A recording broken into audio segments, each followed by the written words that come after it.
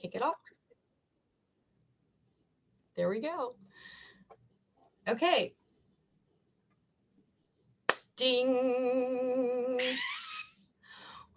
Welcome to the Bloomington Rotary's weekly celebration of service for June 8th, 2021. I'm your current president, Ashley Wesley, and thank you for being here. Natalie, please show the flag for 15 seconds of respectful silence. We ask that you remain on mute and take this time to personally reflect.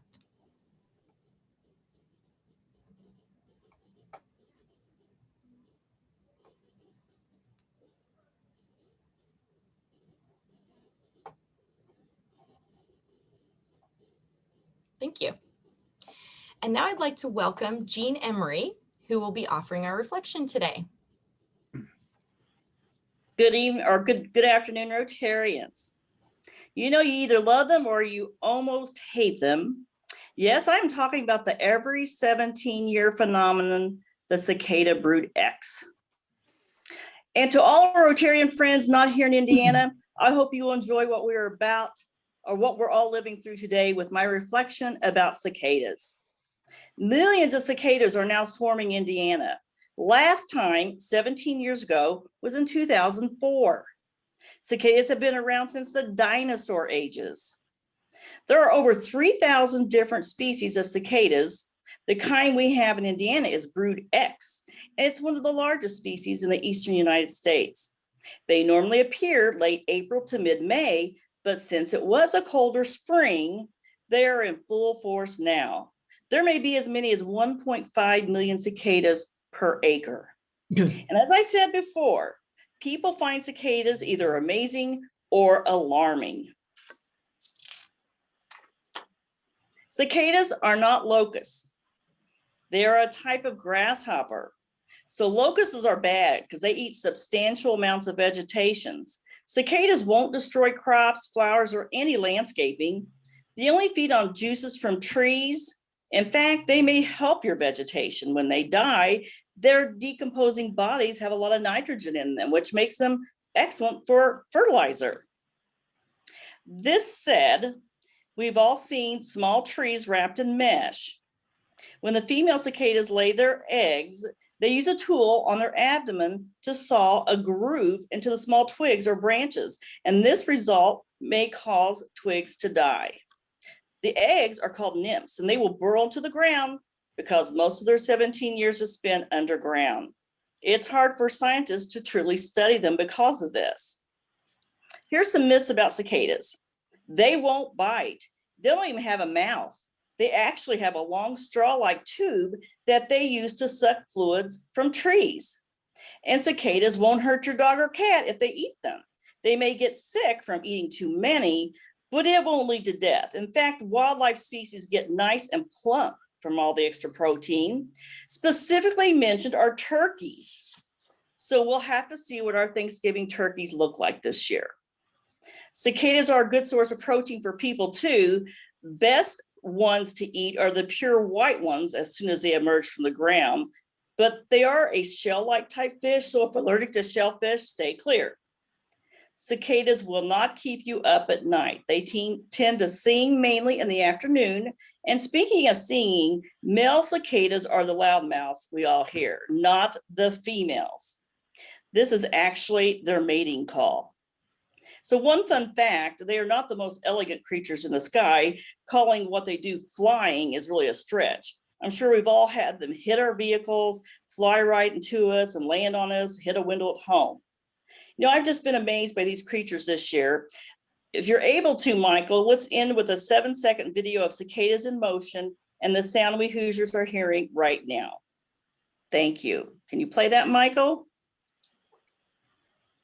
There were some extra pictures, but they didn't get shown. And maybe not. Yeah, sorry, it's not playing, sorry. Okay, well, thank you. That's my reflection. Thank you, Jean. I learned something new today.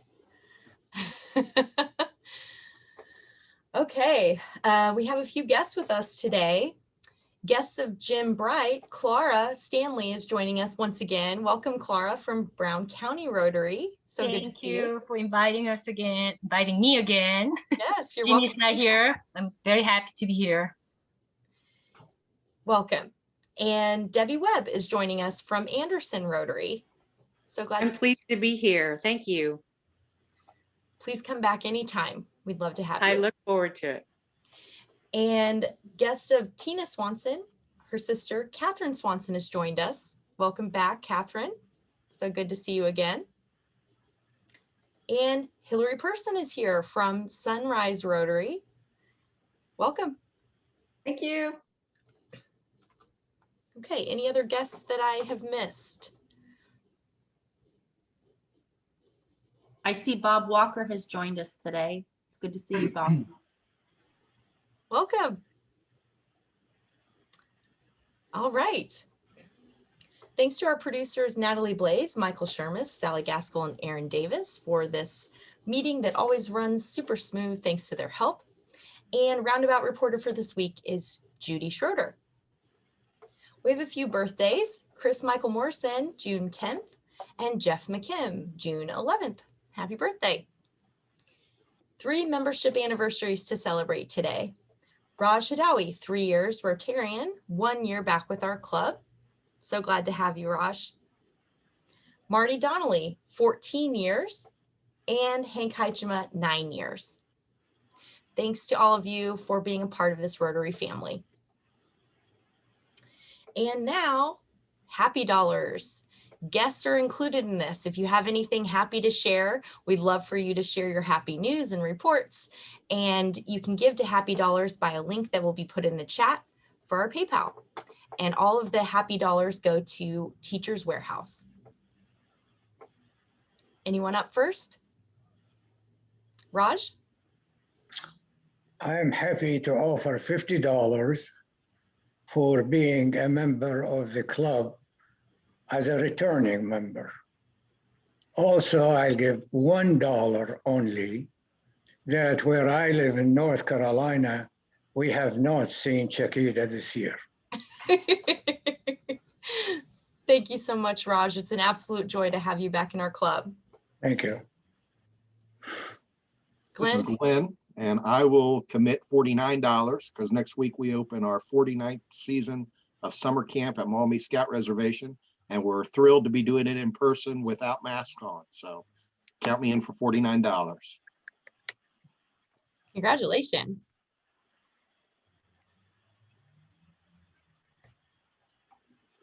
Any other happy dollars? Connie? I'd like to add $5 happy dollars to Glenn's remark just now for camp. Yay.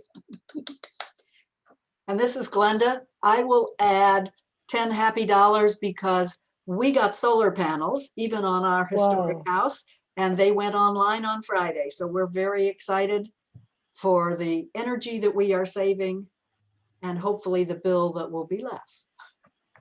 Yeah. Wonderful.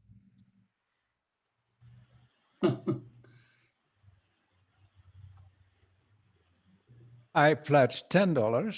I have the whole family at home, all 3 children, and my grandson and 2 grandchildren. So it's a full house. It's a happy house. $10 for Teachers Warehouse. Thanks. Congratulations, Hank. I do.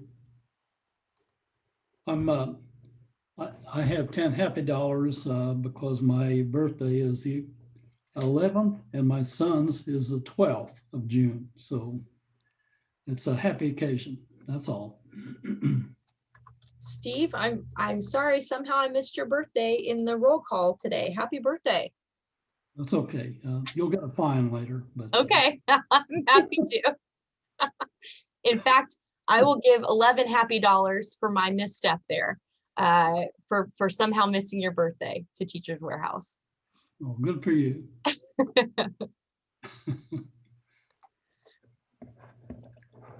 I'd like to give some happy dollars in honor of our speaker, Kate Kimmer, today. I'll give 10 happy dollars because she's one of my favorite persons in the whole world, especially a former Rotary Youth Exchange student and interactor, and of course, a Rotary Peace Fellow. So in honor of Kate. Thanks, Debbie.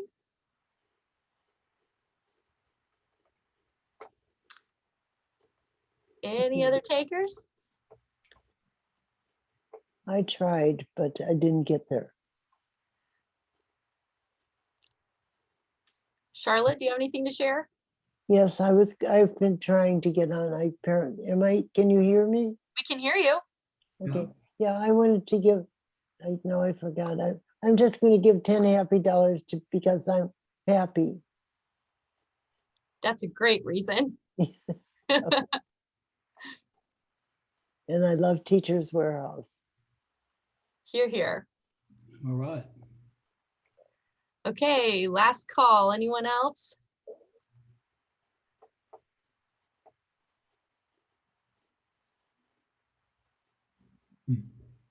Okay. Without further ado, Aaron Davis will introduce our speaker today. Hello, Rotarians and guests. We have a very special guest speaker today. I'm doing this introduction instead of Jim Bright, who's on the road, but Kate Kimmer has a long history with Rotary. While attending Anderson High School, she was a Rotary Speech Contest winner, a Rotary Youth Exchange student to Thailand and Brazil, and an Interact member. Kate graduated from IU Phi Beta Kappa, summa cum laude, with a triple major in 2010. After graduating from IU, Kate worked as an anti-trafficking activist in Portland, Oregon, and she was awarded a Rotary International Peace Fellowship, enabling her to complete her master's degree in international politics and public administration in Tokyo in June 2016. After returning to Indiana in 2016, Kate has worked at the Office of the Indiana Attorney General, coordinating human trafficking prevention and victim services. Kate is director of anti-trafficking initiatives at the Indiana Coalition to End Sexual Assault and Human Trafficking, Incorporated, and coordinates IPATH, Indiana's statewide anti-trafficking task force. I am delighted to present Kate Kimmer. Thank you so much. I'm going to share my screen here. Now, full disclosure, y'all wanted a lot about a lot. So we're going to kind of fly through a few pieces because I really want to take some time to highlight what Rotary has done for me in my life and how I got to be who I am today. And much of that is thanks to Rotary. And then we're going to talk a little bit about what I do today and how you can get involved if you're interested. So I'm going to pull this up and let it, there we go. Here we go. So Aaron already did a great job of mentioning kind of my long history with Rotary, but actually long before I was formally engaged in Rotary, when I was a little girl, my best friend in northern Wisconsin, her father was a Rotarian. He was actually a club president at one point, and they hosted a Rotary Youth Exchange student every year in their home. And so when I was 7 years old, I asked Al Cook, well, can Americans be Rotary Youth Exchange students? He said, of course. And so I came home that day to my mom and I said, when I'm a junior in high school, I'm going to go on Rotary Youth Exchange. 7 years old. My mom's like, okay, kid. Came back my sophomore year of high school and said, Mom, I've been saving since I was 7. All I need you to do is sign here, here, and here. I'm going on Rotary Youth Exchange next year. And I did. I went to Wading Chamrab, Ubon Ratchathani, Thailand, and it changed my whole life. I had never owned a passport before that. I had never been abroad. That is a very scary trip for a 15-year-old to jump on an airplane and go across the world. This is before FaceTime and WhatsApp and all of Skype and all of these cool things that we have now. They still had back then in Rotary Youth Exchange, you weren't supposed to call home your first 3 months because they were afraid you were going to get homesick and try to go home. I did get homesick, but like I said, in all honesty, this was a pivotal point for me. This year in Thailand really changed everything for me. And you know, we talk a lot about opportunities to have our minds open in different situations. And I always say, if we're talking about something that's, you know, mind opening or mind boggling, Rotary Youth Exchange is like taking a piece of dynamite and setting it off in a teenager's head. I mean, it really, truly blows your mind. You have never considered up to that point that there are people all over the world living their lives differently than how you live yours. And it creates an openness to difference, and also an openness to things you might have just taken for granted for a long time. So I love this quote by Carl Wilhelm Stenhamer, who was the Rotary International president from 2006 to 2007. And he said, if every 17-year-old student went on Rotary Youth Exchange program, there would be no more war in the world. And it's a powerful statement, and maybe it seems cliche, but I don't actually think it is. I really feel like I've spent a lot of time since I was 15 years old thinking about why this was such a powerful experience. And it's because it did two really special things for me. And what it did was create both what I call the two big E's that really changed my life and what I do today, which is this concept of both empathy and empowerment. It's not sympathy, right? It's not an imbalanced power dynamic. It's empathy and empowerment. And you have this moment with other humans who take you in when you don't know the culture and you don't know the language and you're not dressed right and you look weird and you smell funny and whatever, right? Whatever, all this whole list of things as a teenager. And they take you in and they love on you for no reason. Nobody has to take you in. You know, nobody's paying these kids at your high school to be your friend or spend time with you, but they do. And they change your life and you learn about their lives. And actually where I went to school, these are actually photos from the province that I lived in Thailand, and it was very rural. And my Thai high school at the time had dirt floors and chicken wire and a hole in the ground for a bathroom. And I thought at first I can never survive this. And by the end, I thought, how have I not lived here my whole life? So this really created this opportunity that later evolves into my Rotary Peace Fellowship. And one of those things that's so powerful about Rotary Youth Exchange is if you're 15 years old and you go and you survive a year in Thailand, you really think you can do anything, which is exactly why I triple majored at IU. My academic advisor told me people don't triple major and finish school on time. And I said, you don't know me. Right. And I wouldn't have had that level of confidence at 18 if I hadn't done these two exchanges in Thailand and Brazil. And so I walked into college because of Rotary, speaking 5 languages, having lived on 3 continents at the age of 18 years old.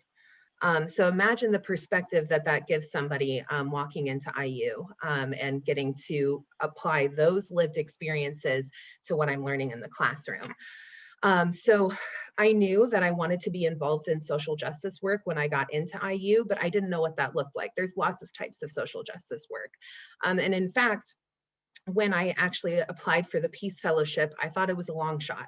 I'm not necessarily somebody that most people would describe as peaceful. I'm usually described as something like a pit bull, a fighter, a tough gal, which in my field is a good thing, but not maybe kind of the hippy dippy mindset that I thought a peace fellow looked like, which certainly, listen, there's lots of peace fellows that we go all the way across the spectrum, but we're about to hit a point in a moment. So just follow me here.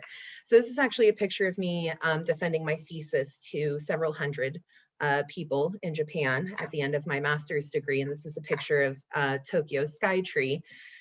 And I want to take a moment to ask you the question that we were asked on our very first day of class as Rotary Peace Fellows, getting our master's degree. And if you're not super familiar with the fellowship, you have to have a certain level of education. So you have to have at least a bachelor's degree, you have to have good grades as a bachelor's degree, and then you have to have a minimum 3 years experience in the field to even apply.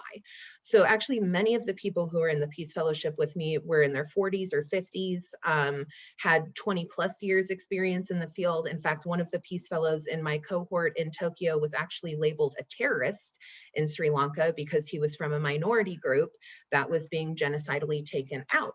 And he didn't think all of his people should die. And now he's a peacekeeper in Mindanao in the Philippines. So these are the types of people that you're studying alongside. And so they ask us on the first day, what is peace? And I'm not going to answer that question just yet because I want you all to think about it. What is peace? And it seems like a really easy question, but you know, if your professor is asking that to your cohort on your first day of your master's degree program, that it's clearly not an easy answer. And I think the most common answer that people will give for what is peace is something along the lines of, we're not at war. We're not in active conflict. We're not fighting. The guns are put down. Well, in Rotary Peace Fellowship and also in critical peace theory, that's actually described as negative peace. The absence of direct violence is described as negative peace. So when we talk about positive peace, which is what we're going to talk about in a moment, we're asking a lot more of our societies. We're asking a lot more of our humans. And Rotary is a really active component actually of positive peace and critical peace theory. These are actually photos from my applied field experience, which was in Australia. I was super blessed to not only have an incredible applied field experience, but for the, at this point, like 12th time, Rotarians are taking me in as a host family. So I actually stayed with a Rotary host family for the full 6 months that I was in Australia. They were the absolute best. I still talk to them. And I got to work under the policy expert for the entire country of Australia on human trafficking policy initiatives. It was a very, very special opportunity that I could not have ever even dreamed of without Rotary. My boss in Australia was actually one of the founding mothers of the anti-trafficking movement in the United States. And because of my relationship with her and working with her, I have been able to bring literally the best of the best national and international experts to the state of Indiana for free because I met them through my boss for trainings and conferences. So it's just been, the Rotary Peace Fellowship is still paying me and Indiana back to this day. So when we talk about positive peace and this concept of something more than just the absence of direct violence, that's when we really get the answer of what the heck does the Rotary Peace Fellowship have to do with anti-trafficking work. And so Johan Galtung, who's arguably one of the most famous peace theorists of all time, he's actually still writing and he's like in his 90s. We actually met him in Tokyo, it was really cool. Came up with this theory in the 1970s that violence actually has 3 equally violent components. So he calls this the taxonomy of violence, and that's direct violence. So that's the stuff we can see and hear. So that's emotional abuse, physical abuse, shooting somebody with a gun, right? That's direct violence, kind of the obvious thing that most of us think about. Then there's structural violence. So structural violence is violence that's actually written in to our systems. That means that folks with certain identities are going to be marginalized and pushed farther away from the center of power just based on the way those systems were built. The algorithm is not going to be the same if you're white and if you're a person of color, if you're straight and if you're a person who identifies as LGBTQ, and so on and so on. So this is a concept called structural violence. So this is normally what we would call the isms: sexism, racism, homophobia, xenophobia, those types of things. And then we have cultural violence. Cultural violence is kind of the hardest one to put your finger on, but it's really powerful because cultural violence is essentially all of the signaling in our culture, whether it's through pop culture, you know, like music or movies, or just through anecdotes that we kind of as a society utilize or lean on that make us feel comfortable with the other types of violence, that basically excuse or exacerbate the other types of violence. So when we look at anti-trafficking work, So when we're looking at this concept of human trafficking, I think there's a really important point that I want to make here, which is that most people who experience human trafficking are not physically restrained from leaving their situation. Most people who experience human trafficking don't walk away from their situation because they don't believe they can. They don't believe there's anywhere for them to go. They don't believe that they will be believed. They don't believe there are services or resources for them. They don't know that they're a victim of trafficking. They blame themselves for the situation that they're in. It's very, very, very rare. Less than 1% of the cases that I've worked in 12 years have been literal kidnapping or locked behind closed doors or chained in a room. So this is really important for us to understand that these pieces of structural violence and cultural violence become a really, really important component in actually meaningfully addressing human trafficking and what I actually call transforming cycles of violence. So in critical peace theory, one of the things that all peace fellows are going to learn and talk about is violence and this energy behind violence. Humans have to engage in violence, right? And whether it's intentional or not intentional, there's a certain energy behind that. And so the idea of just stopping that doesn't actually give the energy anywhere for it to go. Think about like a little kid that you don't want to get into trouble, so you sign them up for a whole bunch of after-school programs, right? Because you want to funnel that energy into something productive. So this is the same concept in critical peace theory. I want to funnel that negative energy that's going into violence into something that's positive, that's meaningful, and I'm going to be really intentional about that. So this is how we actually do prevention work. This is how we do primary prevention work, and this is how we do meaningful intervention work. And actually, there was a very large survey done in the late, like around 2018, of several human trafficking survivors that had gone through the court processes to have their traffickers prosecuted. And they were asked, what does justice mean to you? And the overwhelming response from folks was basically to see these cycles of violence transformed. So not to hold somebody necessarily culpable for something that happened. Not that I'm saying that's a bad thing, but what I'm saying is what they said was, I don't want my pimp to keep pimping. And locking somebody up doesn't stop them from pimping. So how do we redirect that energy? And so this makes me pretty radical in my field. So I do a lot of work around harm reduction.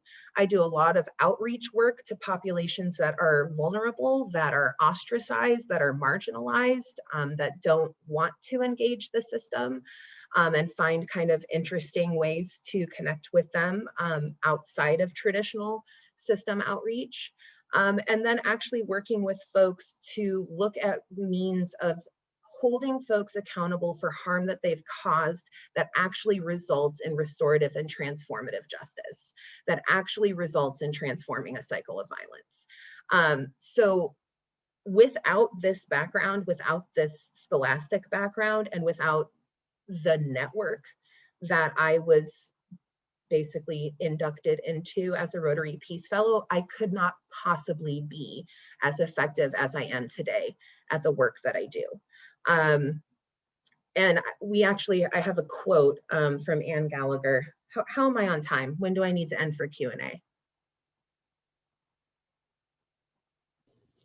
You have 20 minutes. Oh, we're doing great.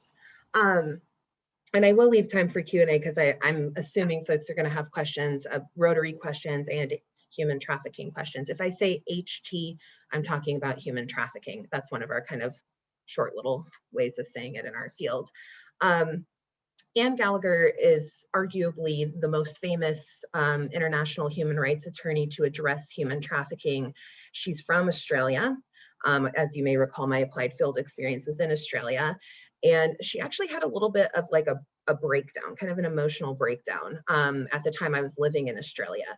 And it was not because of serving survivors or the trauma that she saw and carried for the folks that she had served, but rather it was because she was super duper frustrated with the fact that folks wanted to believe that human trafficking is all about a bad person doing a bad thing to a good person, and that it has nothing to do with larger systems and structures that make certain people vulnerable to exploitation and make exploitation, honestly, look pretty good to some folks to engage in. And so she was really trying to address the fact that there were so many organizations doing very surface level work. This would go back to that same concept of negative peace, and not addressing the positive pieces, right? The structural and cultural pieces that were going to continue to perpetuate these underlying structures that leave some folks out and, you know, call other folks in. And I mean, it's a pretty powerful quote. Can you all read it? Can you see it? Or do you want me to read it out loud? Okay, you can, I'm going to give you just a second to read it.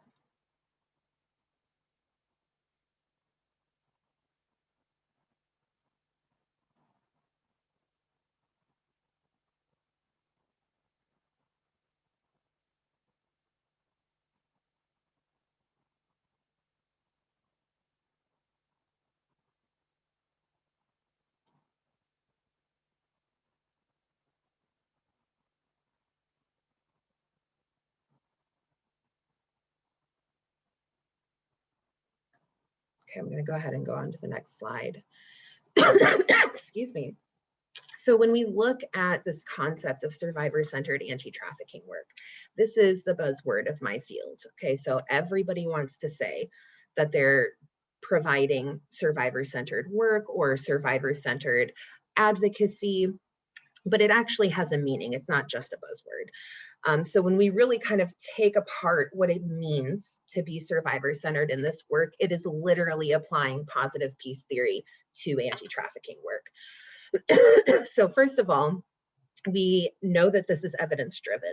So this is not based on my personal opinion, which frankly is actually a professional opinion because I've been in the field 12 years, but this is not my personal opinion. This is what the evidence base tells us internationally, nationally, and locally, right? That this is the way this work needs to be done or you won't be successful in transforming cycles of violence. Second of all, it has to be explicitly intersectional. So if you're not familiar with the term intersectionality, it was coined by Kimberly Crenshaw in the late 80s, early 90s. She came out with a series of peer-reviewed articles. Kimberly Crenshaw is an attorney, she's a professor, she's also a Black woman. And what she was looking at was the intersection of race and gender, and how that impacted somebody's ability to access services. And in particular, she did a study called Mapping the Margins, which looked at sexual assault cases across the United States. And what she found is what you would still find today, 30 plus years later, which was that there were certain genders and races that made for the perfect victim, and there were certain genders and races that made for the perfect perpetrator. And how you would know that was based on whether or not a prosecutor would even move forward with prosecuting the case, what type of sentencing the perpetrator received, whether or not the victim accessed services. And she found that race and gender really mattered, over and over and over again. And what we found since then is that, so this is very specifically a theory of oppression based on identity. So going back to that concept of structural violence, right? And so when you're looking at this, at race and gender, you can imagine that 30 years later, we have a lot of other intersections we look at. And this creates a really unique perspective for a survivor as far as their experiences with oppression and marginalization. But what it also creates is a very unique resiliency that is built by community and by individuals outside of traditional systems and structures, which is what I find most incredible about the people that I serve. I think when folks picture human trafficking survivors, they picture folks, you know, weeping and grateful that you saved their lives. And that is not my experience. My experience is that human trafficking survivors are the smartest, toughest, most resilient, most resourceful, most creative, most dynamic humans I have ever met in my life. And serving them after they've experienced this type of trauma is one of life's greatest joys for me, to be frank. And if you think about it, if you even think about just really famous actors, comedians, musicians, think about some of the most artists, some of the most famous creative humans, they all have a trauma history, usually a very robust trauma history. So you can imagine that the folks that I work with, they sing, they dance, they write poetry. I mean, it's just phenomenal to see them really living joy-filled lives, hope-filled lives, connected with community, being their most creative and dynamic selves. And it's super incredible because part of living this experience, particularly with sex trafficking, outside of kind of these traditional systems and structures, a lot of us, when we think about options or opportunities, there's like a box that we're kind of stuck in, like, these are my options and opportunities. Survivors are never stuck in a box, okay? Like, they are like, well, what about this? Have you ever thought about that? And so it's just such a joy, truly, to work with folks. And I've had folks say things to me like, I don't know how you do what you do. You must be depressed all the time. You see the worst sides of humanity. I will be honest with you. I do see the worst sides of humanity. I also see the best sides of humanity. I see the people in this state who wake up every day to transform cycles of violence, which is really hard work. I see people who wake up every day to do this work right and put one foot in front of the other and walk with a servant's heart. And that's incredible. There is nobody in this state who knows as many incredible humans as I do, I guarantee it. So yes, I do have tough days. Yes, things are dark. Yes, I do see some of the most horrific, traumatic things you could imagine.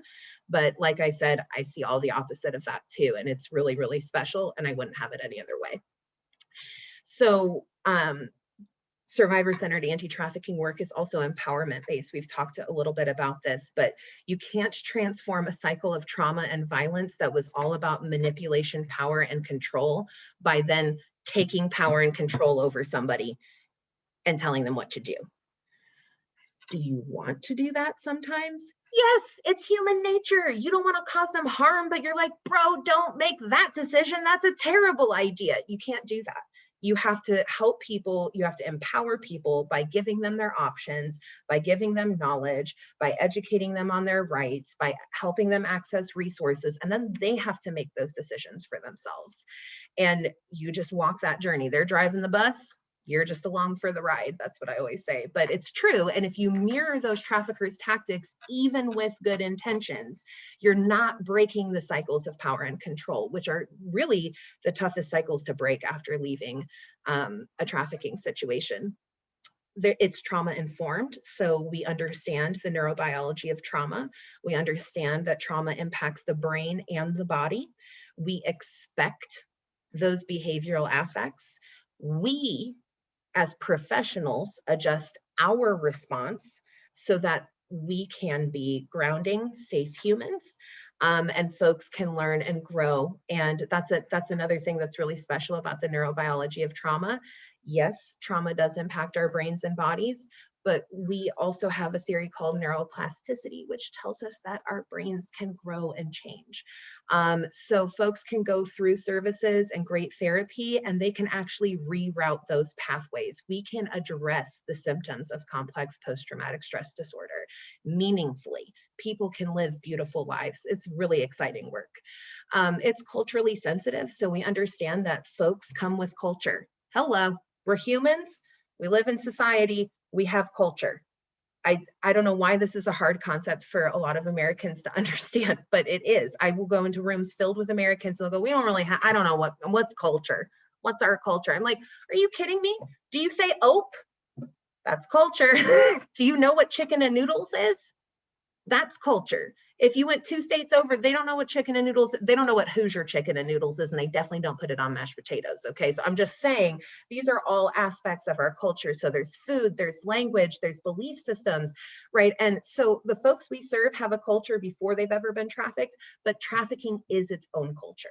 So again, when you're looking to transform a cycle of violence, of power and control and manipulation and abuse, you cannot mirror those cultural components. You must do something different, but you can take beautiful things from the culture. So there's a lot of things in the culture, like for instance, loyalty, that's really important. That's a core value, and loyalty is not a bad thing. If you're loyal to people who are also loyal and kind and loving to you, loyalty is not a bad thing, right? So we can actually transfer those skills if we're culturally sensitive. If we come in attacking somebody's core beliefs and culture, they're not going to feel safe with us, and they're not going to want to do that kind of hard work with us. It's multidisciplinary. So our task force touts about 150 members, and we come from basically every discipline you can imagine, because the reality is, again, when we're talking about this really deep concept of transforming a whole cycle of violence, what about getting a survivor into school? What about getting a survivor into a trade school, right? Those are maybe some non-traditional folks that you might think, what the heck are they doing on a human trafficking task force? But that's a really big opportunity if we have Excel Center on our task force to refer our clients to get their GEDs, right? And multidimensional. So that means that we look at the micro, meso, and macro. So the micro, of course, is like our one-on-one work, our work with a family. The meso is our community work. So we know that certain communities that experience oppression and marginalization, whether that's a physical neighborhood or a community that's defined by ethnicity or religion or language or whatever, some of them are more vulnerable to experiencing trafficking based on that oppression and marginalization, and some are less vulnerable. And that should impact our outreach work, and it should also impact the macro work. So if we're looking at laws and policies, what's actually exacerbating this crime and what's actually providing real resources and opportunities to transform this cycle of violence. Okay, so now I feel like we're getting close. So I just want to take a moment to talk really briefly about human trafficking in Indiana, because I usually get asked, why are you here doing this work if you're a Rotary International Peace Fellow? So this is a heat map that's produced by Polaris Project, which is a leading national stakeholder in anti-trafficking work, and they're actually home to the National Human Trafficking Hotline. If you see Indiana on the heat map, you will notice that we are nearly covered in red, orange, and yellow. This means that we have a very high call index to the National Human Trafficking Hotline based on our population. So before you panic, this is actually a good thing, okay? Because when we talk about crimes, especially victim-based crimes, domestic violence, sexual assault, child sexual abuse, human trafficking, those crimes are vastly underreported. So we want to see reports coming into the hotline. The hotline can connect you both to service providers or law enforcement or both here locally. And so there's a couple of things to note here. This means we have educated communities, because this means people know they can call the hotline and even know what human trafficking looks like to call the hotline, right? So that's actually a good thing. And then we actually have a meaningful response. So people keep calling the hotline. That's also a good thing. I also want to note on this that this does not include any calls that are directly made to law enforcement of any, federal, local, state law enforcement in the state of Indiana. This does not count any calls made to the Department of Child Services. Human trafficking is considered a form of abuse in the state of Indiana, regardless of the relationship with the child to the trafficker. We're all mandated reporters. So if you suspect human trafficking of a minor, you should be calling the DCS hotline, 1-800-800-5556. You can tell I call it a lot. To make a report, and you should be using the term human trafficking. And this does not include any of the phone calls made directly to service providers. So this is just really, truly the tip of the iceberg of the numbers that we're seeing in the state of Indiana. So yes, it really is an issue here, and I am a very busy lady. And one day I would love to not be a busy lady, because we've done such a great job of transforming this issue that I don't, I work myself right out of a job, but I don't see that happening anytime soon. And I just wanted to take a moment really quickly, because I would be remiss if I let you all leave here without seeing a little statue. I want to make sure y'all know actually how human trafficking is defined. So this is actually federal statute, but our Indiana state statute is almost exactly the same. And so you'll notice there's two main crime types under human trafficking. There's labor trafficking and there's sex trafficking. The only difference is that one is for a commercial sex act and one is for any other type of work, labor, or services. It's the same elements of force, fraud, and coercion that keep an individual feeling stuck. And it's the same action words, it's the same verbs. So recruiting, harboring, providing, obtaining, transporting. And I want to be super clear that human trafficking does not have to involve movement. So it's a little bit of a misnomer. We hear the word traffic and we think movement, which makes actually a lot of sense, but it's not necessary for this crime type. So actually a lot of trafficking in Indiana does not involve movement, and probably about a third of our cases are what we call familial trafficking, when a family member traffics another family member, particularly a parent trafficking a child. We see that in a lot of our counties with opioid abuse issues, meth issues. So folks can't pay their rent, so they use their 14-year-old daughter to pay their rent. And there was actually a case in Indianapolis where a landlord was raping a child for money. I'm not going to put it gently. I'm just going to say how it was. So yeah, it's pretty shocking, but it's actually, in my world, it happens all the time. So I just want to be super clear that labor trafficking and sex trafficking happen everywhere. I have had cases in Bloomington and Monroe County, even recently. Just because stuff isn't in your newspaper doesn't mean it's not happening, especially when we're talking about minors, or if something's not being prosecuted, there would probably be no reason for it to hit your papers. But we certainly see those issues, and sure, it impacts folks who are immigrants and migrants, but it also impacts Hoosier adults and children. If you've actually never heard her story, I really highly recommend checking out Tebi Kaisara. She actually lives in Bloomington. She's a labor trafficking survivor. Her case was actually taken by the FBI and Homeland Security, and she was actually trafficked at Indiana University. She lived on campus for a while by a doctoral student in the education program. And Tebi, while she was being trafficked, often interacted with other doctoral students that were friends with her trafficker, and they had no idea she was being trafficked. And she didn't know she was being trafficked by definition. She knew she was being abused. She knew she was being exploited, but she didn't know that what was happening to her was human trafficking. Her story is super powerful, and she is such a phenomenal woman and a great speaker, and just has such a beautiful heart. Just highly recommend checking her out. There's been several articles about her, and if she's ever speaking in Bloomington, I really highly recommend checking her out. So when we're looking at folks that are most vulnerable to this crime, we're basically answering the question on the previous slide, which is they're not having their basic needs met. So folks that are most vulnerable to experiencing trafficking are not getting those three bottom rungs met. So the love and belonging, the safety, or the physiological needs. So we see things like kids who are running away from home because their home is violent, are unsafe for whatever reason, and they're living on the streets, and then a trafficker says, hey, I've got a great deal for you. I'm gonna let you come stay with me. I'm gonna put a roof over your head. All you gotta do is this, this, and this for me. And so what happens, particularly in sex trafficking cases, is that folks feel really indebted to their traffickers. They often feel like they're the first person that actually cared about them. They're also extremely violent and do really horrible, nightmarish things to them.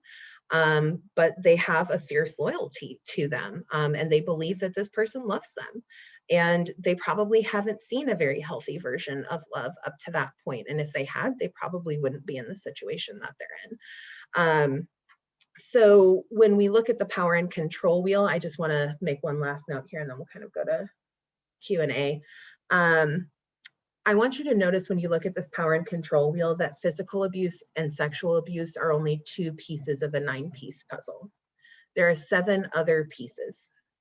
using privilege, economic abuse, coercion and threats, intimidation, emotional abuse, isolation, denying, blaming, minimizing, that folks experience. And going back to that statement, why don't they just walk away? If they're not locked up, if they're not chained up, why don't they just walk away?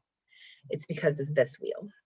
And it's because the truth is that most folks, when they interact with us, we end up proving their traffickers true. We don't tend to treat complex trauma survivors very well. The behavioral effects and coping mechanisms that they utilize when they don't have therapy access can be really tough to deal with. And I always think about a quote from Angela Renfro, who's a survivor from Louisville. She runs an organization called Christy Love Foundation, which is a safe home for trafficking survivors in Louisville. And she was sexually abused starting at the age of 3. She was trafficked starting at the age of 9. And her trafficker put her on a street corner and had her turning tricks at the age of 9 on a street corner in Louisville. She was out there for 20 years.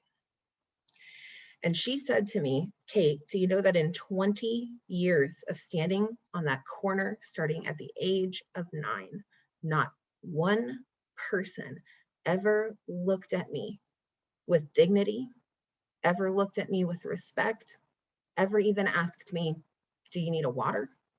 Are you okay? Never. 20 years. Well, guess what her trafficker told her all 20 years? You'll never be loved. You'll never be believed. You'll never be valued. You'll never be worthy. And then we proved him true. So it's always really special for me to get to come and speak with Rotary, because y'all are literally already intentionally living your lives with a servant's heart. You've already decided to actively be involved in changing cycles of violence in your community, even if you haven't been describing it that way.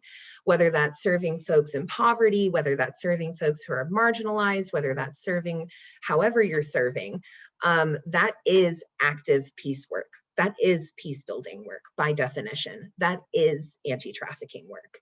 Every child that y'all mentor and invest in and spend time with, that's anti-trafficking work. So I think a lot of times folks feel like this has to be some big thing that's so far away from them. It's not far away from you. It's literally your everyday interactions. And every time that we go out into community and engage community in any way, from just stopping at the gas station to, actually doing community building work or community service work, we have the opportunity to prove traffickers wrong. We have the opportunity to create a kind world. We have the opportunity to engage people with dignity and respect that most people wouldn't even look at as a human. One of the things I'm known for in Indianapolis is smoking cigarettes with folks who are experiencing homelessness. I will literally stop, I will offer them a cigarette, and then I will stand with them. And I will talk to them about their day and what's going on and whatever. And they always go, you really want to stand with me? I'm like, yeah. I feel like you've seen a lot of stuff this morning. Like, what's going on? And they're so used to folks not even making eye contact with them.